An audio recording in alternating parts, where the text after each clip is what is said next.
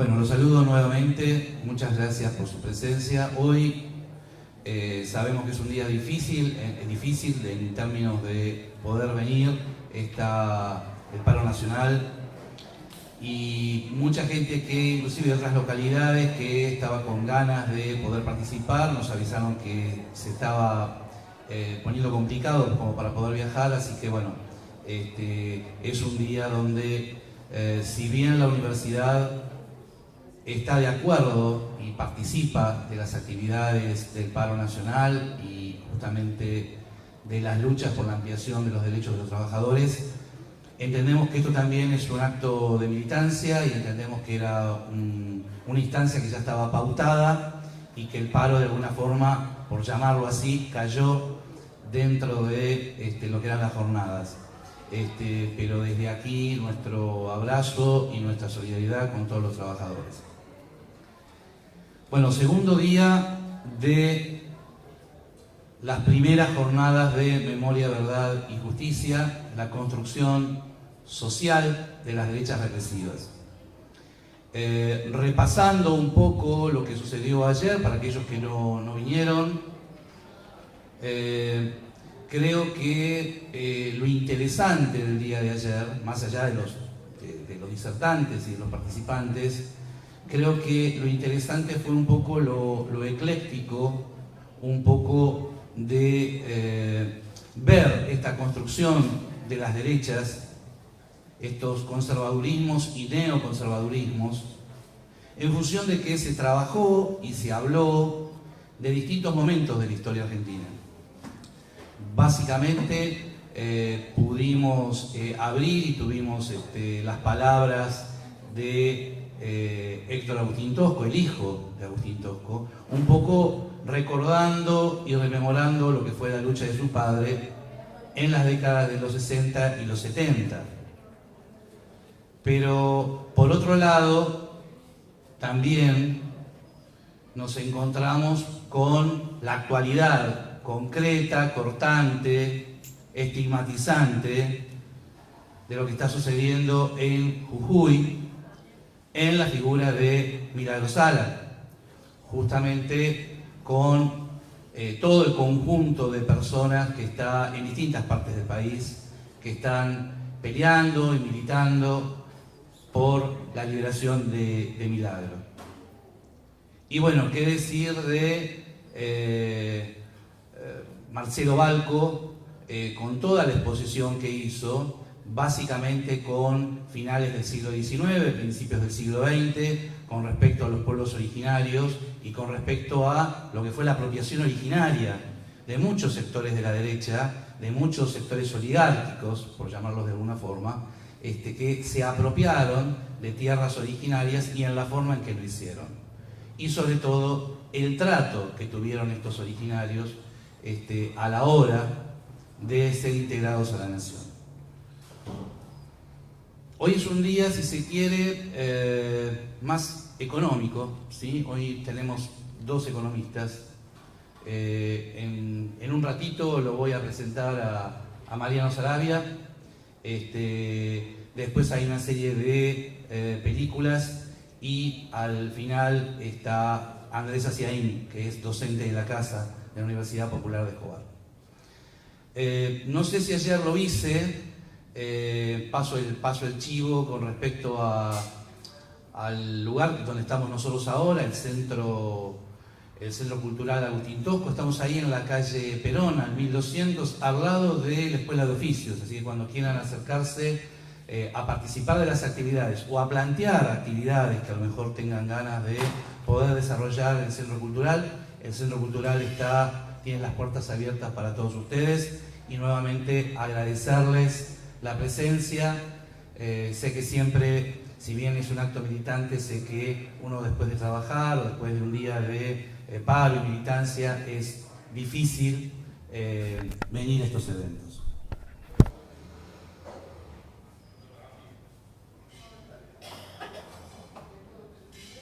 Después de haber hecho un poco un resumen de lo que sucedió ayer aquí en el primer día de las primeras jornadas de Memoria, Verdad y Justicia, yo les decía que en el día de la fecha tenemos como un circuito, si se quiere, un poco más económico, en términos de ver, sobre todo, en lo que fue la época del proceso, ciertos lineamientos que tienen que ver justamente con lo que fue la economía, comparándola con lo que está pasando en la actualidad. No nos olvidemos que tuvimos un plan económico, el de Martínez de Hoz, después tuvimos, digamos, toda la década de Menemato, ¿no? Y, digamos, tenemos este periodo actual nuevamente de neoliberalismo o tal vez, como algunos otros autores dicen, de neoconservadurismo. Ayer decíamos que hablar de la época de plomo, de la época oscura, de la época más oscura de la historia argentina, proceso de 1976-1983, el tema de desaparición de personas avanza un tiempo antes. Podríamos hablar, y lo decíamos ayer, que ya en 1974 hay desaparecidos y en 1974 hay algunos casos de niños apropiados. Sí empieza en 1976 lo que se podía llamar un plan sistemático de desaparición de personas. Pero nobleza obliga, hay que decir que ya en 1974 ya había desaparecidos.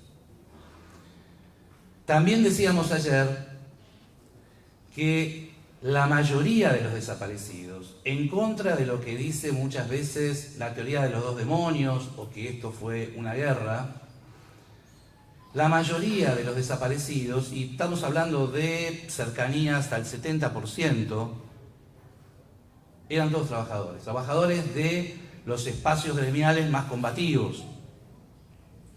Y un poco el lineamiento de estas primeras palabras, como para poder adentrarnos en los temas y poder invitar a nuestros disertantes, tiene que ver con esto.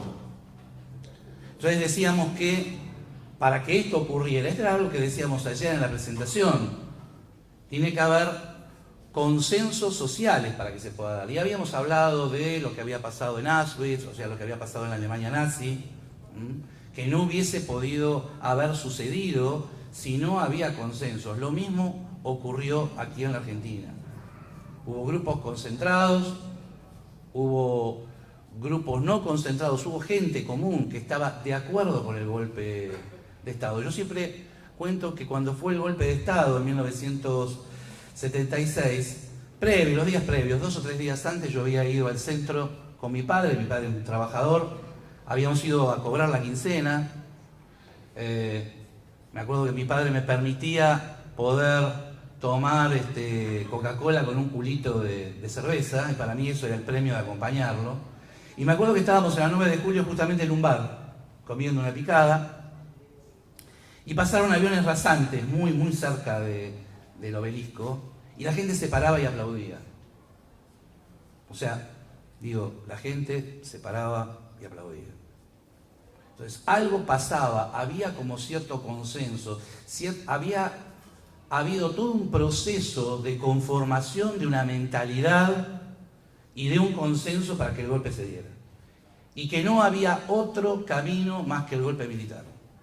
Se hablaba del desgobierno de Isabel de Perón, se hablaba de la llegada de una invasión roja del comunismo, de todo lo que era el fenómeno subversivo, guerrillero. Y esto, sobre todo a los sectores medios argentinos, asustó mucho. Hay una frase por ahí que dice que nada más peligroso que un burgués asustado, ¿no? No sé quién la dijo, pero me viene ahora a la memoria. Entonces la pregunta es ¿por qué? ¿Qué pasó con esa sociedad? ¿Qué pasó con esos argentinos o con los argentinos que en ese momento estaban de acuerdo con el golpe, inclusive estaban de acuerdo con la represión que se iba a venir? Para hacer un poco de cuestión de política internacional, seguramente Mariano, que es un especialista, después me va a corregir, pero yo creo que en 1973, por poner una fecha, el mundo económicamente cambia. Estamos, digamos, en lo que se llama la crisis del petróleo, y de una economía que era de características productivas, digo, la fábrica, pasamos a una economía muy rápidamente, o había que pasar muy rápidamente, a una economía de características financieras, donde la vedette ya no es la fábrica y donde la vedette es el banco. Entonces, fábrica por bancos, y donde ya, digamos, el negocio del producir ya no era tanto, porque, digamos, la cuestión de las tasas y cuestiones que muchas veces los que somos historiadores, en mi caso soy antropólogo, a veces no entendemos muy bien de la economía, pero digamos que convenía, poner la plata, los dólares en plazos fijos, ¿sí? Ponerlos en los bancos, prestar dinero, a hacer que invertir en una fábrica para producir cosas. Entonces, obviamente que si la economía pasaba por los bancos y no pasaba por lo productivo, los más damnificados iban a ser justamente los trabajadores. ¿Y quién se iba a oponer entonces a este plan global, si se quiere, del neoliberalismo que estaba arrancando, de esta nueva forma de hacer dinero que estaba arrancando, que era justamente la forma financiera? Obviamente que iban a ser los trabajadores organizados en los gremios más combativos. Y entonces acá empieza a aparecer una punta de por qué el 70% de los desaparecidos, o un porcentaje similar, tienen que ver con trabajadores de las segundas, terceras, cuartas líneas de los gremios más combativos de la República Argentina. Entonces todo eso que tenía que ver con la subversión, que tenía que ver con el terrorismo, que tenía que ver con el desgobierno, empieza un poco como argumento a tambalear.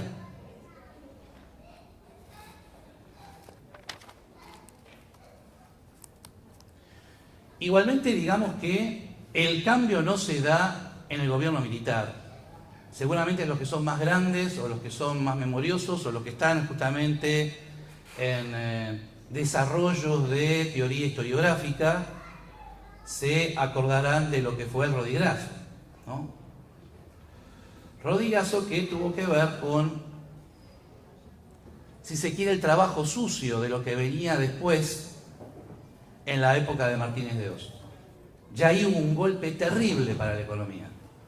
Los más grandes, ahí hay unas señoras que mueven la cabeza, lo recordarán. Entonces, bueno, por otro lado, la crisis, esta sensación que instalaron los medios, pero con mucha certeza, los medios, que es un poco mi especialidad en cuanto a lo que fue el golpe de Estado, tuvieron mucho que ver en lo que fue la construcción de la mentalidad. O sea, es decir, que no había otra salida más que la del golpe. Que la historia argentina estaba plagada de golpes, pero que tenía que ser un golpe donde cambiara la Argentina. Por eso, y no es casual, y tiene que ver un poco con lo que ayer decía Balco, cuando Roca inicia, ¿sí? Me voy para atrás, cuando Roca inicia todo su proceso de construcción nacional, habla de un proceso de organización nacional. Ustedes vieron ayer un poco una partecita chiquita de lo que es la figura de Roca y lo que fue el genocidio en esa época. No es casual entonces que el proceso tomara, ¿sí?, la categoría, ¿sí?, la simbología de proceso de reorganización nacional, volviendo, ¿no?, a darle valor, volviendo a resignificar lo que había sido la Organización Nacional de Roca y lo que había sido justamente un genocidio. Así como se había convertido en nación la Argentina, ahora la vamos a reorganizar. Yo me acuerdo, no reportajes tan lejos de Martínez de Oz, que decía justamente que ellos no habían venido a cambiar, ni a combatir la subversión, ni siquiera a cambiar la economía, sino que ellos habían venido a dar una revolución cultural en la Argentina, a cambiar la cabeza de los argentinos para que realmente fuéramos un país en serio. Yo no sé si estas palabras no les hacen eco con, ¿no? Parece que como cercanas, ¿no?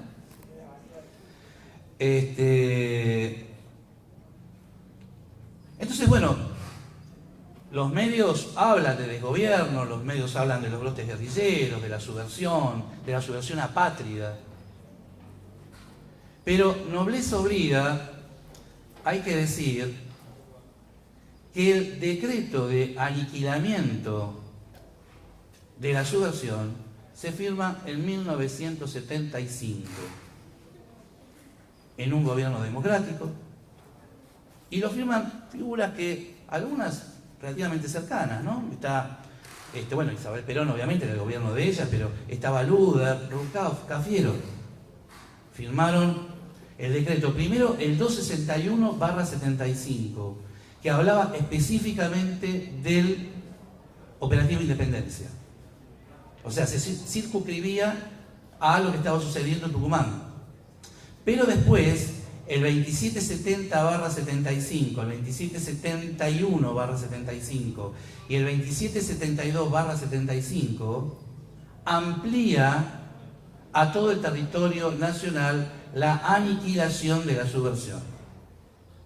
Digo, como decía ayer Balco, entren, busquen, yo estuve buscando porque no me acordaba los decretos. Va a haber que estar ahí, inclusive está el facsímil, ¿sí?, firmado por todas estas personas. Entonces, cuando uno empieza a decir que el golpe no fue militar, sino que fue cívico-eclesiástico militar, y que había muchos intereses dentro de la civilidad que tenían que ver con este cambio de mentalidad económica y de un cambio de proyecto económico que ya no era productivo y era financiero, y había que, entre comillas, limpiar a aquellos que se oponían o se iban a oponer, entonces ahí empieza a tener sentido qué fue el golpe de Estado. Igualmente, en 1975, digámoslo, ya con todo lo que había sido los distintos operativos y después de Monte Chingolo y etcétera, etcétera, ya la subversión estaba diezmada. Algunos hablan de 5.000 hombres en armas, otros hablan de 10.000, pero digamos que con las fuerzas de seguridad y no con los militares y no con un golpe militar podría haber, digamos, contenido, ¿no?, ese brote, si se quiere, guerrillero. Para mí, brote prerevolucionario de una época muy interesante de la historia argentina, que tenía que ver cuando se estaban agudizando las contradicciones para poder avanzar en mayores derechos sobre, básicamente, mayores derechos de los trabajadores. Y esto obviamente asustó, y obviamente esto, de alguna forma, había una necesidad de tirar todo para atrás, y digo nuevamente, ¿no?, tirar todo para atrás, ¿no?, vuelve como, ¿no?, hacer ruido, volver todo para atrás, porque obviamente había muchos derechos que se habían adquirido, y entonces esto molestaba justamente a los grupos dominantes y de mayor acumulación.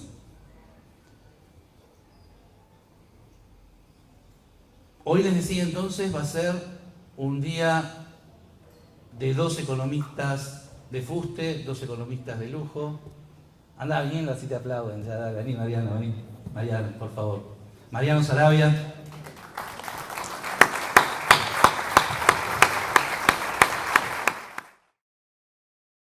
Gracias primero a ustedes por estar.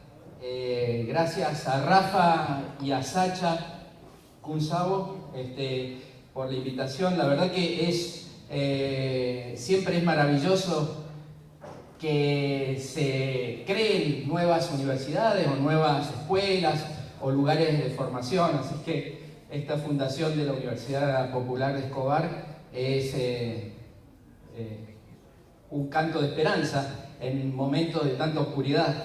Así que quieren embrutecernos y quieren hacernos creer que la historia ha terminado de nuevo, pero esto que están haciendo hoy justamente con un paro es fantástico, y más en Córdoba, que en Córdoba en el mismo día haya una movida cultural, estudiantil, ¿no?, como es el nacimiento de una universidad, aunque sea a distancia, ¿no?, pero la posibilidad de estudiar junto con una lucha obrera obrera en el amplio sentido, una lucha de los trabajadores, es un poquito, en una mínima expresión, recuperar lo que somos, ¿no? Recuperar el espíritu del cordobazo, que es eso, ¿no? Estudiantes y obreros. Así que es fantástico. Bueno, Sacha decía que es más una cuestión tendiente a la economía. Yo preparé algo, no soy economista, yo me dedico más a la política internacional y a la historia, pero estamos dando un curso de economía política con Alfredo Zayat en Córdoba, lunes de por medio en el sindicato de Luz y Fuerza, y entonces un poquito vengo aquí, ¿cómo era tu nombre? Alejandra es alumna de los lunes, entonces un poquito vengo afilado con estos temas.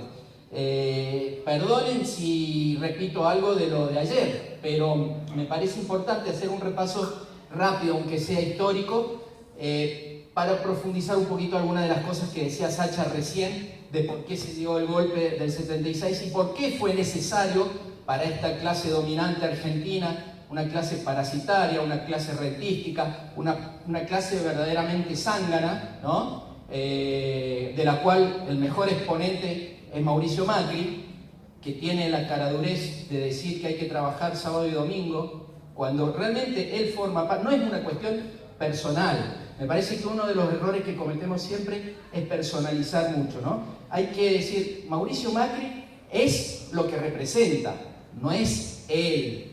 Si no está él, va a estar otro. Pero justamente ellos son los que menos pueden hablar de trabajo, porque no han trabajado nunca. Y lo vamos a ver ahora con datos concretos, ¿no? Entonces, el otro día, Alejandra, en la primera clase del curso que damos con Alfredo Zayat, tocamos el tema de la formación del Estado-Nación Argentina y por qué nunca pudimos tener una burguesía nacional, ¿no? ¿Por qué nunca tuvimos ni pudimos llegar a tener una clase empresaria que arriesgara capital, ¿no es cierto?, para generar trabajo, incluso con el objetivo egoísta de ganar, por supuesto, incluso dentro del sistema capitalista. Ni vamos a plantearnos la posibilidad de un socialismo con otro sistema, con el cual a lo mejor muchos de los que estamos acá estaríamos de acuerdo, ¿no es cierto?, mucho más justo, más humano, etc. Pero dentro mismo del capitalismo, ¿por qué nunca pudimos tener una burguesía nacional? Y sí tuvimos esta clase dominante de la cual es exponente Macri, que es parasitaria, ladrona y, digamos, ostentosa en cuanto a la exorbitancia de las riquezas. La primera cosa que me parece que hay que decir, lo que decís, Rafa, no, lo que te quiero pedir que me marques a los 15 y a los 30 minutos, así me organizo. Bueno, y después para que charlemos un poquito entre todos. La primera cosa es que esta grieta tiene 200 años. Esta grieta nace con nuestra patria, ¿no?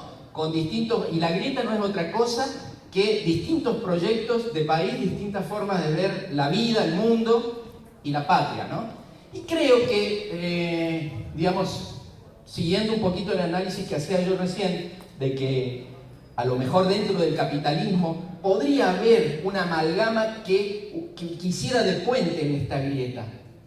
Quizás la podría haber, y sería justamente una burguesía nacional. Eso podría ser algo que dentro del sistema capitalista y dentro de la explotación del trabajador, bueno, también generara un poquito de bienestar para el sector trabajo. Pero nunca lo hubo. Bueno, lo que hay en realidad es que desde el inicio, desde antes de la Revolución de Mayo, podríamos decir ya desde las invasiones inglesas, desde la resistencia contra los ingleses y después todo el proceso de Mayo, hay una cuestión económica fundamental, ¿no? Más allá de la máscara de la monarquía, más allá del contexto internacional, más allá de lo que pasaba en España, más allá de que se empiezan a generar juntas en Santiago, en Caracas, en Bogotá, en otros lados, pero también hay una cuestión económica fundamental, ¿no? Que es la que enfrenta primero a los monárquicos contra los que ya quieren un cambio de sistema. Y dentro de los que quieren el cambio de sistema y se imponen con la Revolución de Mayo, a otros dos sectores, que es los registreros, ¿no es cierto?, con los comerciantes nuevos porteños aliados a los ingleses, ¿no?, que en realidad quieren un libre mercado que les favorezca, que les permita abandonar el contrabando y empezar a tener más ganancias. En el medio, el grupito de Manuel Belgrano, de Castelli y de Mariano Moreno, sumándole Monteagudo y otros, que quieren un cambio más profundo, los jacobinos, ¿no es cierto?, pero que después de una irrupción muy fogosa, se empiezan a desinflar a partir, podríamos decir, de septiembre-octubre de 1810. Ya cuando Mariano Moreno empieza a quedarse solo, lo mandan a Belgrano al Paraguay, a Castelli al Alto Perú, etcétera, etcétera. Para ir rapidito, el año 11 es un año donde se empantana la revolución, no avanza, no va ni para atrás ni para adelante, no pasa nada. Casi todos los miembros de la primera junta están muertos. Hemos pasado a la Junta Grande, que es un elefante, no puede gobernar siquiera. Y el gran golpe, el primer golpe de Estado, ya empezando a relacionarnos con el del 76, se da en septiembre de 1811, cuando surge el primer triunvirato, con la impronta del libre mercado y con la figura fundamental en las sombras de Bernardino Rivadavia, ¿no? Ese primer triunvirato es el que lleva al gobierno a esos comerciantes porteños y a esos comerciantes ingleses, los Parish, los Billinghurst, los Wilde, bueno, todos esos apellidos, junto con apellidos notables de la aristocracia, pero que ya empiezan a generar otro movimiento económico. Y se produce ya de entrada esa confrontación durísima con el ala jacobina, que está en desventaja, pero que plantea sus argumentos, ¿no? Ya lo había planteado con la Gaceta de Buenos Aires y después con el Plan Revolucionario de Operaciones. Pero Belgrano lo sigue haciendo. Belgrano es el más grande por lo menos en términos económicos, de esa generación. Belgrano, en 1813, después de perder en Vilcapugio, dice: hay dos clases de seres humanos: los que disfrutan de los servicios y los bienes de la tierra, y los que solo pueden trabajar para que los otros disfruten. Fíjense, Belgrano, en 1813 está hablando de lucha de clases, 35 años antes que Carlos Marx, porque el Manifiesto Comunista es de 1848. Y Belgrano dice otra cosa: el imperio de la propiedad hace que las grandes mayorías tengan que contentarse solamente con lo estrictamente necesario. Miren Belgrano. Lo que pasa es que, claro, siempre nos mintieron, nos ocultaron al verdadero Belgrano. Nos presentaron desde la escuela hasta grandes a un Belgrano timorato, tibio, alfeñique, que lo único que hizo fue la bandera, y encima con esa estupidez de que miró el cielo, ¿no es cierto? Entonces, ¿por qué? Porque le tienen miedo al verdadero Belgrano. Ahora, por ejemplo, le ponen nombre de Belgrano al plan del noroeste, ¿no? Y la verdad que es una vergüenza. Deberían lavarse la boca antes que hablar de Belgrano, porque no lo han leído y no lo van a leer nunca. Belgrano tiene 10 tomos escritos. Belgrano hizo una protoconstitución en Paraguarí en diciembre de 1810, donde decía: hay que darle los derechos a los indios, y no solamente hay que darle los derechos, sino que hay que darle tierra y elementos para la labranza, y además un indio va a poder ser obispo y va a poder ser general del ejército. Miren qué cabeza Belgrano en 1810 planteando esas cosas. Belgrano decía, por ejemplo: la importación de mercancías que impiden el consumo de las del país trae tras de sí necesariamente la ruina de la nación. Miren si lo escucha Duhovne o Pranguel o Macri. Más actual imposible. Y lo que quieren hacer con el plan Belgrano es exactamente lo contrario de lo que planteó siempre Belgrano. Belgrano decía: primero, mercado interno, producción nacional, trabajo garantizado para todos y para todas. Y recién después pensar en el comercio exterior, en exportar, importar, que siempre va a beneficiar a unos pocos. Lo que van a hacer con el plan Belgrano es exactamente lo que hicimos durante 200 años, nada más que lo hicimos con el puerto de Buenos Aires y ahora lo van a hacer. Cámbienle el nombre. No es Buenos Aires, es Arica, es Iquique, es Valparaíso, es el puerto de Caldera, el puerto de Antofagasta, el que sea. Pero lo dicen claramente, no tienen ni vergüenza. Lo único que nos interesa es la salida al Pacífico para ir a los mercados de Asia. Exactamente lo mismo que hicimos durante 200 años con Buenos Aires. Es ese otro proyecto basado en una oligarquía portuaria, en la renta aduanera, en un proyecto de país agroexportador de materias primas y a espaldas de las grandes mayorías. Y como decía Sacha recién, desvirtuando y dejando totalmente de lado el trabajo y la producción nacional, ¿no? Para ir rápido, esto se enraiza y se relaciona con la dependencia financiera. Nosotros nos independizamos políticamente del Imperio Español, pasamos inmediatamente a depender financiera y económicamente del Imperio Británico, 1824. Rivadavia, ya dijimos, desde el 12 hasta el 27 maneja la Argentina. Y una cosa fundamental que hace con el empréstito Baring Brothers es empezar con la dependencia financiera del Imperio Británico, ¿no es cierto? Una cosa que cierra por todos, una estafa que cierra por todos lados, porque cuando sobran capitales, cuando hay mucha liquidez en los mercados internacionales, ellos son los que necesitan colocarlo, no nosotros. Fíjense que más o menos por los mismos años los ingleses empiezan a prestar a Perú, a Colombia, a todos los países que se vienen independizando, ¿no? Y a la Argentina también. 1 millón de libras esterlinas, que ya saben ustedes la historia, las anécdotas, llegan 570.000, las otras quedan en coima, etcétera, un montón de cosas. Pero eso incluso es anecdótico. Lo más grave es que empieza la dependencia, ya van 15, bueno, la dependencia, ¿no? Y de ahí en adelante, esa dependencia se traduce en una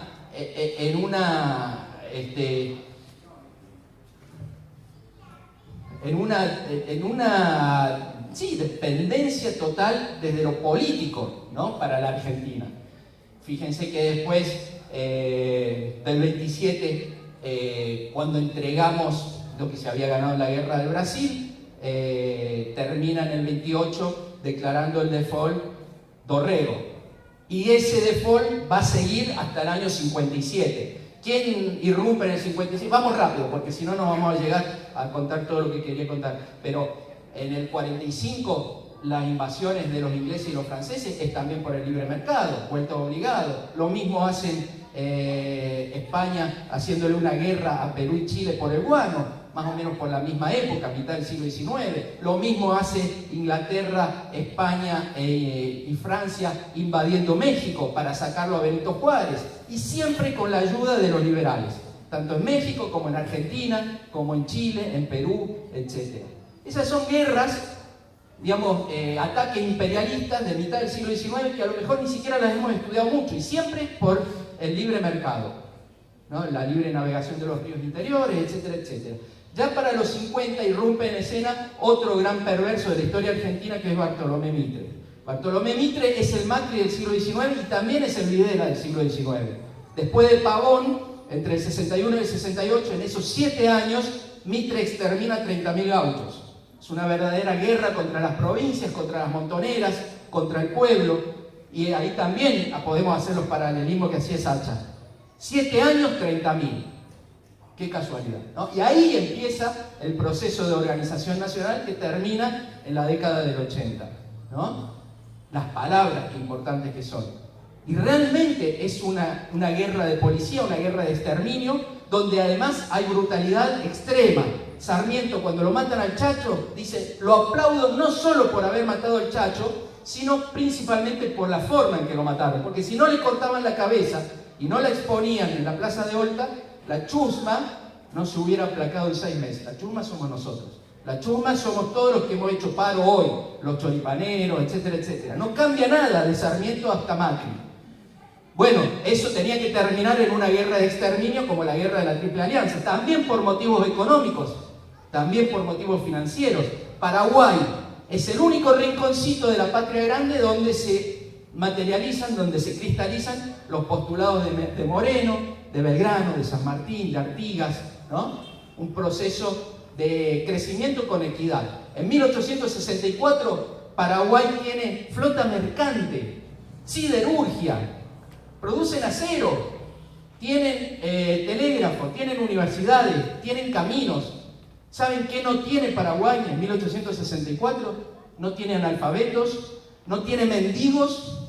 ¿Y por qué? Porque no tiene bancos extranjeros y no tiene deuda externa, entre otras cosas. Entonces eso es intolerable para el Imperio Británico y ahí van los cadetes del Imperio, Mitre y don Pedro II, a cometer un genocidio, ¿no? Genocidio de la Triple Alianza. Después lo que vieron ayer con detalle en la década del 70 y 80, la campaña del desierto, la campaña del Chaco. Da vuelta el siglo y ya el otro que molesta a la clase dominante, a esa clase dominante parasitaria, ya no es ni el indio, ni el negro, ni el gaucho, porque por distintos motivos y con distintas metodologías los han invisibilizado, ¿no? Ahora, ¿quién molesta? ¿Quién es el otro? Capaz que nuestros abuelos, ¿no? El tano, el gallego, el catalán, el judío, el árabe, todos estos que vienen con ideas raras de socialismo, de comunismo, de anarquismo, de sindicalismo, y vienen a poner en duda esta Argentina pujante que nos vendió el Villiquen, ¿no es cierto? Esta séptima economía mundial, que éramos ricos y que no sé qué. Claro, éramos ricos porque si ustedes se dan una vuelta por Retiro, van a ver que el Palacio Paz, donde está el círculo militar, era de una familia. Si yo pudiera, bueno, traje acá, después si hay tiempo yo traje unas fotos. El Palacio Anchorena, donde está la Cancillería, ahí, el Palacio Anchorena es de los Anchorena, el Palacio Sanssouci, el Palacio donde está la Embajada de Brasil, donde está la Embajada de Francia, son casas de familia, y a 10, 15 cuadras estaban los conventillos de Valvanera o de San Telmo, donde se apiñaban 20 familias. Hay que leer a Guillermo Rawson, nuestro mayor epidemiólogo, cómo explica eso. Era inevitable, ¿cómo no iba a haber fiebre amarilla si había 200 personas en un conventillo? Eso muestra claramente lo que son los Macri, lo que son esta clase dominante parasitaria. Fíjense dos detalles nada más. Fabián Gómez de Anchorena, uno de los exponentes de esta clase, era un personaje de la farándula de ese momento para el centenario de la Revolución de Mayo, 1910, 1915, que vivía entre París, Londres, Madrid, Italia, tenía palacios por toda Europa, invitaba a los reyes de esos países a comer, comía en bandeja de oro y cuando terminaban de comer tiraban la bandeja al mar, en su yate. Eran cosas espeluznantes. Esto no es un cuentito ni una anécdota, estos son datos que están totalmente documentados y probados. Clara Cobos de Anchorena iba en su auto con cajas de guantes porque cuando se cansaba los tiraba por la calle a los guantes y se ponía otros. Y así cosas que hacían que en París, por ejemplo, se dijera ser rico como un argentino. O lo de la vaca atada, ¿no es cierto? Llevar la vaca verdaderamente en la bodega del barco para darle leche fresca a los niños. ¿Se puede? No importa, tampoco es tan fundamental. ¿Cuál es? Es clase de economía, clase 1, algo así. Ajá. Bueno, eso como contrapartida necesitaba, por supuesto, primero demonizar al otro y después un genocidio. Scalabrini Ortiz nos dice: no podemos entender la historia argentina si no la entendemos como parte de la historia de las grandes represiones, ¿no es cierto? Y ahí viene Semana Trágica, Forestal, la Semana Trágica, 700 obreros asesinados en una semana en 1919, a partir de las huelgas en los talleres Bacena, ahí en Avellaneda, al sur de la ciudad de Buenos Aires. La Forestal, 1921, 500 obreros del Tanino y del Quebracho en el norte de Santa Fe y el sur del Chaco asesinados por la Gendarmería Volante. La Patagonia, 1.200 peones rurales fusilados por el ejército. Entonces, ahí vemos también las inconsistencias y los límites de los gobiernos populares, ¿no? Como por ejemplo el de Irigoyen, que hace algunas modificaciones, pero como dice Galasso, se queda en un nacionalismo agrícola. No se anima a dar el salto industrialista, ¿no? Por supuesto, horroriza a las clases altas, dominantes, parasitarias, a estos anchoreras, por ejemplo, los horroriza esta barbarie radical que vienen y que entran a Irigoyen en andas a la Casa Rosada, y los doctores radicales que llegan a la administración pública, pero se queda a mitad de camino, ¿no? Y muchas veces se deja doblar el brazo por las Fuerzas Armadas que siguen al servicio de esa clase dominante, ¿no es cierto? Como por ejemplo en estas represiones masivas. Década del 30, ni hablemos de la entrega de la patria, porque si vos sos nacional, si vos sos antinacional, más abajo, y ahí vamos a ver las... Ahí mira, esa por ejemplo esa es interesante, ¿no? Porque después de la Revolución del Parque, en 1890, se crea la Unión Cívica. Resulta que 2 años después había elecciones, porque el que no termina es Juárez Selman, ¿no es cierto? Y lo suplanta Pellegrini, pero en el 92 hay elecciones. Bueno, algunos de los dirigentes de la Unión Cívica, donde también se mete camuflado el mitrismo, terminan transando y llevando como candidato a Mitre. Y ahí es cuando se rompe y se crea la Unión Cívica Radical, y muchos radicales deberían tener esta frase de Hipólito Yrigoyen arriba de la cama para leerla cada vez que se levantan, ¿no? Porque hemos dicho que Macri es Mitre. Y en ese momento Yrigoyen dice: ¿cómo me van a pedir a mí que lo vote a Mitre? Es como que me pidan que me haga inglés, ¿no? Ahí están sí, estas son los palacios. Fíjense, es simplemente una muestra nada más. Es el Palacio Anchorena, ¿no es cierto? Yo no voy mucho a Buenos Aires, pero sí, ¿no? Fíjense, esos son dignos de cualquier lugar de Europa, de la realeza, qué sé yo. Dice Pinedo en 1930, el ministro de Economía de la década infame, Federico Pinedo, el abuelo del actual presidente del Senado, dice: claro, a nosotros nos sale 8 veces menos producir 1 kilo de carne que lo que cuesta en Francia. Entonces no inventemos nada raro, dediquémonos a lo que sabemos hacer. Por supuesto, entonces con esa renta extraordinaria, verdaderamente extraordinaria, ustedes fíjense si esas ganancias se hubieran invertido en producción. Entonces, cuando nos dicen, ¿podríamos ser Canadá o Australia? Por supuesto que podríamos ser, si hubiéramos tenido una burguesía nacional. No es culpa del Estado, es culpa de los que abusaron siempre del Estado. Podríamos ser Estados Unidos también. Lo que pasa es que tuvimos guerras civiles más o menos contemporáneas. En Estados Unidos ganaron los productivistas, ganaron los yanquis del norte en contra de los esclavistas del sur, que querían solamente exportar algodón a las fábricas inglesas. Ganaron los productivistas. Acá ganaron justamente Mitre y compañía, los que querían seguir exportando vaquitas y trigo para una renta extraordinaria de estos señores que se hicieran estas casas y que comieran y tiraran la vajilla de oro al mar, ¿no es cierto? Mientras, a 20 cuadras, la gente se moría de hambre. ¿Cómo vamos? ¿20, 25? 25. Muy bien, entonces vamos rápido. Simplemente quiero, más o menos para ir terminando, decir que después, con el peronismo, se crean las condiciones por un montón de cuestiones que sería largo enumerar, ¿no es cierto? Empieza el tema del crack de Wall Street en el 29. El contexto internacional siempre es fundamental para entender cualquier cosa. Entonces empieza esas metrópolis que nos proveen de manufacturas, empiezan a dejar de proveernos.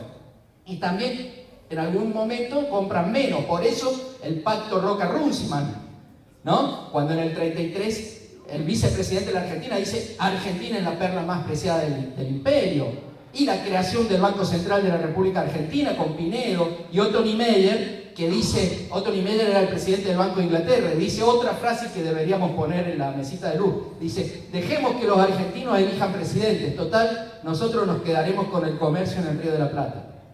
¿No? Eso es tener política de Estado.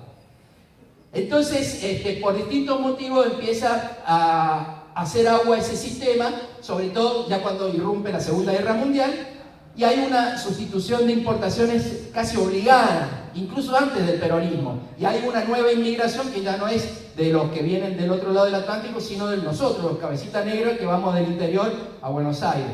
Esa masa política, ese nuevo actor político, no es entendido ni por los distintos partidos de izquierda, ni menos por el radicalismo, y el que lo entiende es Perón, y ahí se produce todo lo que ustedes conocen, y ahí irrumpe una nueva clase empresaria que podría haber sido una burguesía nacional. Ahí empiezan a producir en mayor escala algunos que tenían tallercitos, ¿no? A ver si un poquito más abajo, pero algunos que tenían tallercitos, por ejemplo, a ver, esa,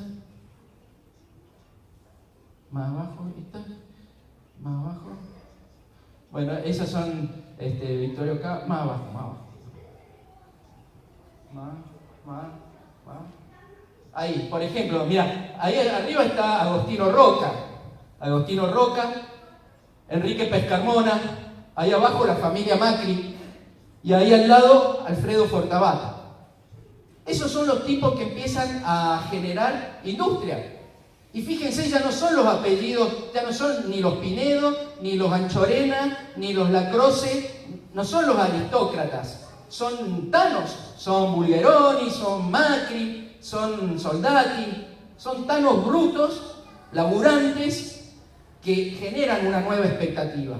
Es interesantísimo eso, y podrían haberse constituido en una burguesía nacional. Bueno, viene el golpe del 55 y después a los tumbos con el frondicismo, después con Ilia, con las distintas dictaduras, pero bueno, se va manteniendo hasta que empieza lo que decía Sacha, un nuevo sistema capitalista, ¿no? Primero, la avanzada es Krieger-Bacena, hijo del financista del golpe del 30, y también hijo de la hermana de los dueños de los talleres Bacena. Fíjense, vuelve esa clase aristócrata para hacer de la Argentina una perla del imperio, ¿no? Y contra Krieger-Bacena se hace el cordobazo. Y lo hacen caer a Krieger-Bacena. Y después, ya en los 70, principios de los 70, lo que decía Sacha, es un nuevo sistema capitalista más tendiente al capitalismo financiero. Ahí irrumpe la escuela de Chicago, Milton Friedman, y los primeros experimentos son el golpe en Chile del 73, el autogolpe de Bordaberry en Uruguay también en el 73, Caradura, Sanguinetti, denunciando esta semana un autogolpe en Venezuela. Si ellos, el Partido Colorado, han sido los que siempre dieron autogolpes y siempre entregaron el Uruguay justamente al poder financiero internacional.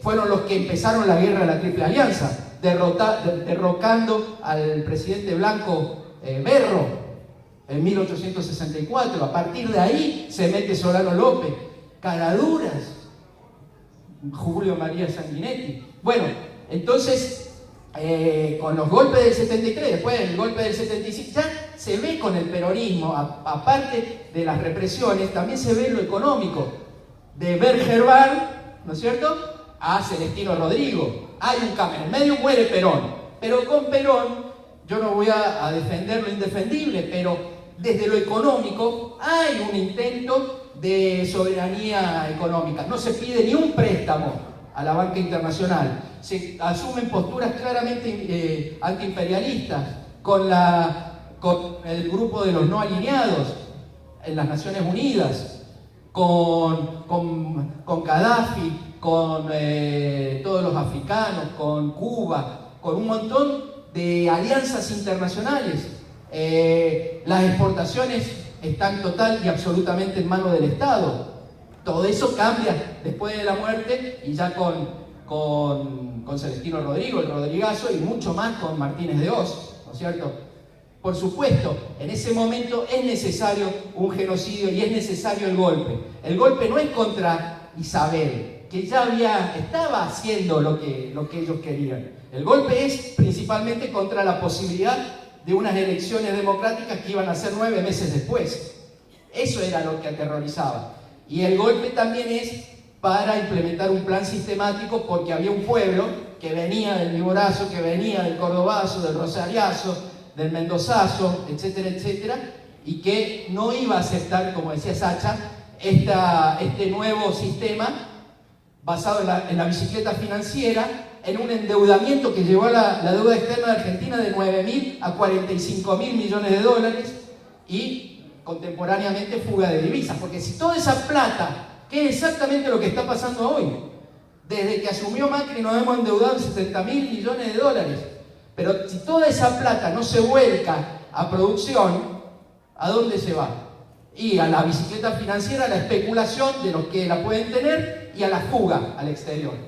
En estos primeros 3 meses del 2017 se han fugado de la Argentina 25.000 millones de dólares. Y se siguen fugando. Para eso querían levantar el cepo, ¿no es cierto? Entonces, para ir cerrando, lo que quiero decir es que estos tipos que habían podido ser una burguesía nacional, los Macri, los Bulgeroni, los Soldati, los Fortabat, incluso Noble, ¿no es cierto? Roberto Noble, que funda el diario Clarín en el 45 y que siempre fue un desarrollista, ¿no es cierto? Todos ellos, ya con Ernestina, Amalita enviuda y hereda su emporio, todos ellos se reconvierten, no dudan en hacer negocios con la dictadura. ¿Y qué negocios podían hacer? No eran negocios productivos, eran negocios especulativos, principalmente de fugar divisas afuera, y después, hacia el final de la dictadura, el gran negocio que fue la estatización de la deuda privada, ¿no? Donde estaban Cavallo, Melconian, Solanet y otros más, que sí. Y sobre todo la Fundación Mediterránea, de acá de Córdoba. Los Rollo, no tenían nada que ver Aldo Royo con Benito Rollo. Benito Rollo venía a producir, Aldo Rollo fue cómplice de la dictadura, como los Pagani, como los Astori. Entren hoy a la fundación, a la página de la Fundación Mediterránea, son tan caraduras que lo dicen abiertamente. Si ustedes van al link de institucional, vayan a historia y dice, acá yo se lo traje por las dudas, dice que la Fundación Mediterránea se creó en el año 77 a instancias de Piero Astori, y que lo primero que hizo fue traer a Cavallo, un joven brillante de Harvard, y que desde ahí en adelante le dieron un servicio muy importante al gobierno nacional, ¿no es cierto? No, acá está. Dice, desde la fecha hasta el 82 desarrolló una amplia tarea de investigación que fue difundida por todos los miembros y fue fundamental en la política económica del gobierno nacional. Hoy lo dicen, y eso se completa el círculo ya en los 80, cuando empieza ya el segundo Alfonsín. Hay dos Alfonsín. Un Alfonsín es con Grispun y otro Alfonsín es con Zurruil, ¿no es cierto? Cuando ya Terraño empieza a querer privatizar las empresas del Estado. Ellos se han beneficiado con la estatización de la deuda privada, como con los seguros de cambio, ¿no es cierto? La deuda que tenían en dólares se la licuaba el Estado, pero después ellos mismos compran, ellos y sus socios extranjeros compran los bonos argentinos a chaucha y palito en el exterior.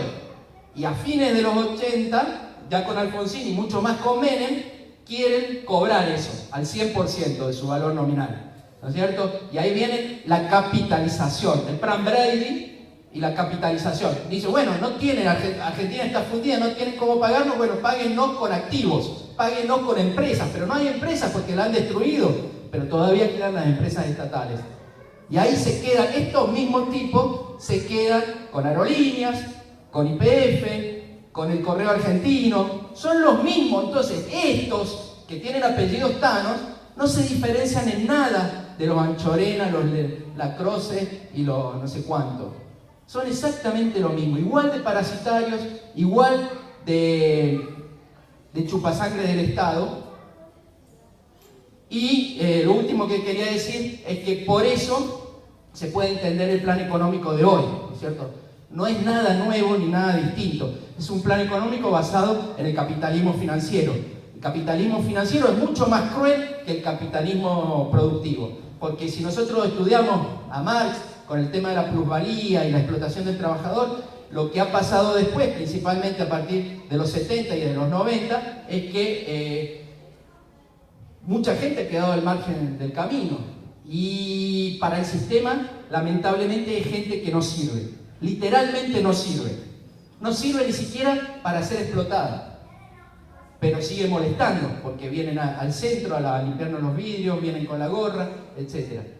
Entonces, hoy, la policía de Córdoba, por ejemplo, aplica un sistema que se llama MOUT, que es bajado del Pentágono, y la sigla en inglés es Operaciones Militares en Territorio Urbano, ¿no? Es esto de ocupar el territorio. Lo muestra muy bien el libro y la película Elite la Tropa, cómo las policías militarizadas en Brasil, en Río de Janeiro o en San Pablo entran a las favelas a matar. No importa buscar al narco ni nada, matar, porque de verdad que hay grandes sectores de la sociedad que están sobrando. Entonces ahí la frase "el negro de mierda no tiene arreglo" asume una dimensión trágica pero real, ¿no es cierto? Realmente hay mucha gente que cree que hay otra gente que no tiene arreglo. Y si no tiene arreglo, hay dos vías nada más: o invisibilizarlo en cárceles o invisibilizarlo con la muerte, como pasó, según Scalabrini Ortiz, durante gran parte de la historia argentina, ¿no es cierto? Entonces, por ejemplo, Leonardo Boff o Mike Davis, que es un profesor de la Universidad de California en Los Ángeles, ellos tienen un libro que se llama Planeta Ciudad Favela, y que dice: el verdadero choque de civilizaciones no va a ser contra los musulmanes ni contra los chinos. Ya empezó, ya está haciendo, y es contra los pobres, contra estos que ya no nos sirven, que ya no les sirven. Y ahí uno entiende por qué es necesario $2.000 millones en armamento, por ejemplo. ¿Por qué hay una verdadera nueva doctrina de la seguridad nacional? La doctrina de la seguridad nacional surge en los años 50, a partir de la conferencia de Caracas en el 54, cuando el Pentágono le dice a las Fuerzas Armadas de Latinoamérica: el enemigo comunista ya no está solamente detrás de la cortina de hierro, ahora está infiltrado en nuestros países, y por eso hay que reconfigurar los ejércitos para la guerra contra insurgentes, ¿no? Eso lo aprenden no de los yanquis, lo aprenden de los franceses. Los grandes teóricos del terrorismo de Estado son los franceses, que lo habían aplicado en Indochina y que lo estaban aplicando en Argelia. El gran teórico es un tipo que se llama Roger Trinquier. Lo pueden buscar en internet, hay en castellano y hay en francés. Roger Trinquier dice: para ganar una guerra hay que saber los secretos del enemigo. Y para saber los secretos del enemigo hay que torturar. Y hay que aplicar terrorismo de Estado. Pero el terrorismo de Estado, para que rinda el fruto que buscamos, que es disciplinamiento social, tiene que tener dos características: tiene que ser generalizado y tiene que ser desproporcionado. Entonces, si hay unos pibes en La Plata que piden por el boleto estudiantil, hay que torturarlos hasta la muerte, que sea desproporcionado, que sea alevoso. Y segunda cosa, que sea generalizado, que todos piensen que le puede pasar. Porque de esa forma surge el "no te metas" o el "por algo habrá sido". Por eso hay sitios, hay campos. No todos los campos son lo mismo. Una cosa es un campo de concentración, otra cosa es un campo de exterminio, otra cosa es un campo de trabajo, en el Holocausto y también en la dictadura argentina. Y hay campos que están escondidos, como La Perla, por ejemplo, para los que son de Buenos Aires, bueno, saben, entre Córdoba y Carlos Paz, metido en el bosque. Y hay otros que están a la vista de todo, como el D2, frente a la Plaza San Martín, o la ESMA, que está en plena ciudad de Buenos Aires, porque eso también es importante, dar un mensaje a la sociedad. Acá le hacemos cosas terribles a los que hacen algunas cosas, no te metas. Es lo mismo que hicieron con el pueblo paraguayo, el escarmiento, que a nadie se le ocurra hacer lo que han hecho ellos, porque miren lo que le va a pasar. Pero, para terminar, no hemos vuelto a los 90, creo que estamos en una situación más parecida a la de los 60 y 70. Hoy hay un pueblo que, hoy no nos creemos eso del fin de la historia, hoy no nos creemos lo que nos dijo Fukuyama de la muerte de las ideologías, porque simplemente tenemos la experiencia muy cercana, sabemos que hasta hace un par de años vivimos otra cosa.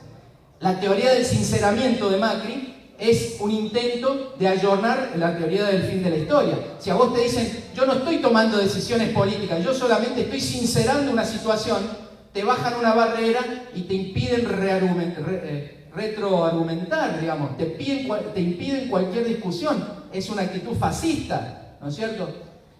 Pero nosotros sabemos que eso no es cierto. A mí me dicen, todo fue una fantasía, pero ¿cómo? Si tengo el auto ahí estacionado que cambié hace 2 o 3 años. Y pude cambiarlo, y yo soy clase media. Y tengo la foto de cuando me fui 15 días a La Falda o a Cosquín. La tengo la foto, no fue fantasía. Entonces, me parece que lo que se ha visto hoy, por ejemplo, en el paro contundente, lo que se ha visto en todo marzo, con tantas marchas y tanta gente en la calle, tiene más que ver con el pueblo argentino en los 60, en los 70. Quizás nos falta para eso, pero se asemeja más a eso que al de los 90, ¿no es cierto? Por eso, eso es bueno y es malo. Eso es muy bueno porque nos da esperanza, porque la esperanza siempre surge de la posibilidad de luchar y de cambiar. Pero también es malo porque eso explica que se viene una represión terrible. Así, no sé si será del nivel de la de los 70, pero ellos están asustados, mucho más asustados que nosotros. Por eso Patricia Bullrich dice todo lo que dice que va a hacer, y lo van a hacer. Y por eso hay una nueva doctrina de la seguridad nacional. Antes la excusa, como dije, era el comunismo internacional. Era una mentira. En realidad el terrorismo de Estado sirvió para desaparecer activistas sociales, sindicalistas, maestros, estudiantes, peronistas, gente de izquierda, guerrilleros también algunos, pero no era el comunismo internacional. Hoy ya no es el comunismo internacional, hoy la excusa es el narcotráfico. El narcotráfico, el terrorismo. Estamos comprando armas para luchar contra el terrorismo. ¿Qué terrorismo? Van a poner 2 bases, una base en Iguazú para luchar contra Hezbollah y el Estado Islámico, y otra en Ushuaia disfrazada de base científica para ir a la Antártida. Bueno, si sos antinacional, sos antipopular.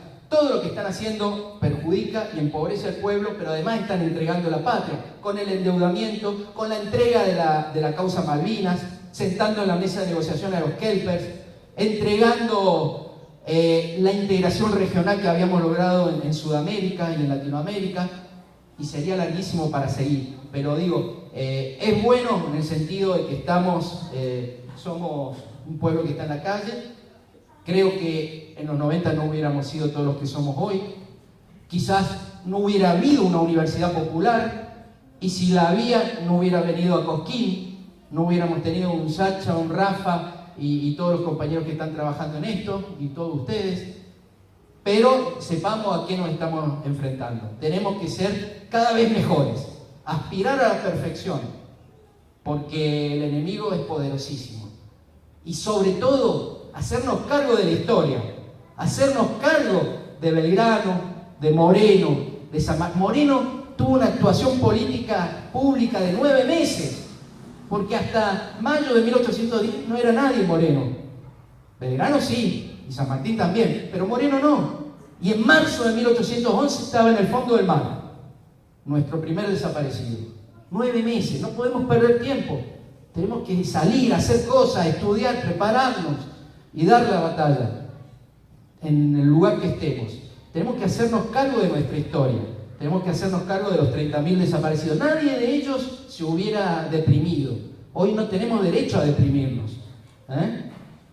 Por ahí los pibes, a lo mejor es otra historia, los chicos de 20 años, porque toda su vida política fue ganar, ganar, ganar y ganar derechos. Y hoy les golpea haber perdido y estar perdiendo. Pero nosotros, que somos un poco más viejos, sabemos que hemos perdido, en 200 años hemos perdido más veces de las que hemos ganado. Y seguimos, tenemos el cuero duro. Y nosotros traemos, ya que estuvieron hablando ayer, nosotros traemos la sangre de los 30.000 que liquidó Mitre. Nosotros traemos la sangre de los de Roca. Nosotros traemos la sangre de los de la Forestal, de los de la Patagonia, de los de la Semana Trágica, de los de Trelew, de los del bombardeo de Plaza de Mayo, de los 30.000 de los años 70, de los 31 del diciembre del 2001, de los que están cayendo hoy, ¿no es cierto? De Malvinas, por supuesto, de Malvinas, de los que están siendo reprimidos hoy. Así que me parece que ese tiene que ser el mensaje, ¿no? No es una esperanza boba, es una esperanza basada en nuestra historia. Porque yo por eso traigo esto, que se me ríen, porque nosotros somos lo que fuimos. Yo soy yo, pero soy mis abuelos y soy mis padres. Así que cuando vos recuperás la memoria, eso es lo que ellos no quieren. Lo que más quieren hacernos desaparecer es la memoria. Lo que más les molesta es la historia. Pero cuando vos recuperás la memoria, cuando entendés por qué lucharon tus viejos, por qué lucharon tus abuelos, ahí entendés para qué estás acá. Y ahí tenés esperanza. Y con la esperanza es lo más revolucionario que hay. Para los de Cosquín, capaz que algunos de ustedes se acuerdan, en el año 78, en el Cosquín del 78, le prohíben al Turco Cafrune cantar Samba de mi Esperanza. ¿Por qué? Era una canción romántica, pero el pueblo la había resignificado. Quería decir otra cosa en ese momento. Y la gente, la plaza se la pide, y él va y la canta. Y 10 días después está muerto. Sí, el Orejano, las dos cantó. El Orejano, por supuesto, un himno. Pero la esperanza, mientras tengamos esperanza, vamos a poder seguir luchando, y por eso ahí está nuestro verdadero triunfo. No hay triunfos permanentes ni derrotas permanentes. La lucha es lo único permanente, y en la lucha y en la esperanza va a estar el triunfo. Así que hasta la esperanza siempre.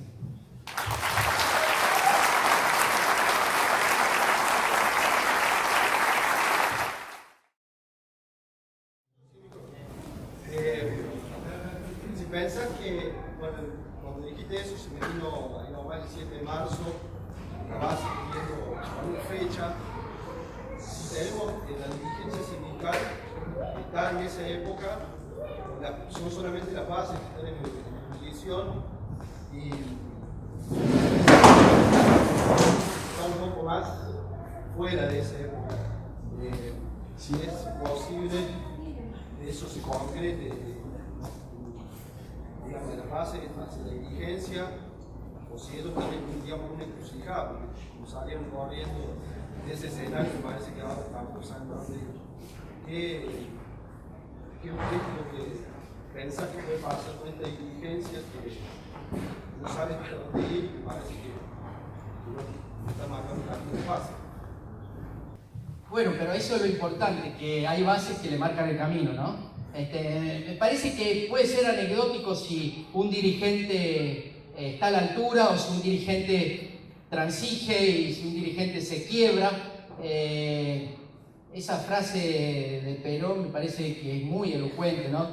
Con los dirigentes a la cabeza o con la cabeza de los dirigentes, eso va a pasar, es inevitable, ¿no? Mucho más claro es cuando hablamos de clases, ¿no? Ahí, digamos, yo no puedo esperar que este gobierno, este régimen neoliberal cambie. Me parece que sería bastante ingenuo que alguno de nosotros esperara un cambio de rumbo económico, porque son muy coherentes, como me parece que intenté decir, ¿no? Desde Rivadavia, pasando por Lavalle, Mitre, Roca, Juárez Selman, Uriburu, Aramburu, Onganía, Lanuse, Martínez de Oz, Videla, Menem, De la Rúa, Macri, son muy coherentes y no se le puede pedir peras al olmo.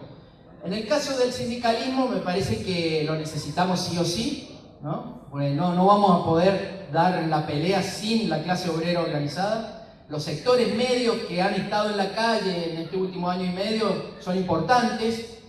Creo que todos los que estamos acá hemos estado, pero también vemos los límites que nosotros mismos tenemos. Esa cosa fascista, esa cosa medio asamblearia, que puede ser muy interesante en algunos momentos, pero que también tiene sus limitaciones.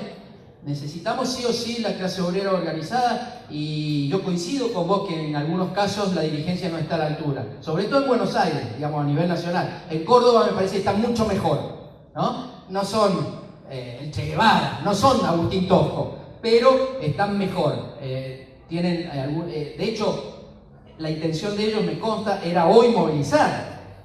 No lo terminaron haciendo, pero hicieron declaraciones fuertes, por ejemplo, que no les gustan los paros materos, ¿no? Que lo de hoy fue un paro matero. Entonces, pero bueno, depende de nosotros. También a eso me refiero cuando digo hagámonos cargo de la historia. Dejemos de pedir de arriba, empecemos a presionar desde abajo, ya sea con un gobierno como fue cuando había un gobierno a quien le podíamos pedir, hasta hace 2 años, que con todos los errores podíamos pedirle y exigirle, y a lo mejor no lo hicimos, como con el delegado de mi sector o el dirigente de mi sindicato, ¿no es cierto? Si yo veo que no está a la altura, empecemos a exigirle. Pero del otro lado, me parece una cosa que quería mencionar antes de terminar, todo esto que está pasando tiene que ver también con el terrorismo de Estado y se ve claramente en el negacionismo de este régimen neoliberal. El negacionismo es parte constitutiva del genocidio. Cuando vos exterminás un grupo humano, como es la definición de la ONU del delito de genocidio, después inevitablemente tenés que decir que no lo hiciste y que nunca pasó. No, entonces imagínate, es una doble desaparición y una doble victimización de la víctima, porque a vos te arrasan tu pueblo, te violan a tus mujeres, te desaparecen a tu gente, te roban a los bebés y después vienen y encima te dicen no, nada de eso sucedió, vos estás loco, ¿no es cierto? Bueno, empiezan con las teorías de las guerras sucias, ¿no es cierto? Teoría de los 2 demonios, que siempre ha habido en todos los genocidios del mundo, y después, cuando ya no pueden más, lo llevan al plano de lo contable, ¿no? Que no fueron 6 millones de judíos, que fueron 4. A mí una vez me habló el embajador de Turquía en Buenos Aires y me dijo, Mariano, no hables más de 1,5 millones de armenios, a lo sumo habrán sido 500.000. Y es lo mismo que dice de lo pérfido de los 9.000, o lo que dice Macri concretamente, no me importa cuántos fueron, habrán sido 9.000, 8.500, lo siguen diciendo, ¿no es cierto? El otro día, acá nomás en Carlos Paz, en el pueblo del lado, un concejal, Hugo Bustos, de la Unión Cívica Radical y el PRO, dijo, para el 24 organicemos una búsqueda del tesoro, repartimos los huesitos y que lo vayan a buscar. Y la concejal Laura Orce Asadurian se le plantó y lo denunció públicamente. Hay un escándalo de proporciones en el Consejo Deliberante de Carlos Paz. Pero ellos son los negacionistas, en total sintonía con Macri, lo pérfido, Gómez Centurión, etc. Porque ellos son los que en realidad le pidieron a los militares que se mancharan las manos de sangre y hicieran lo que hicieron.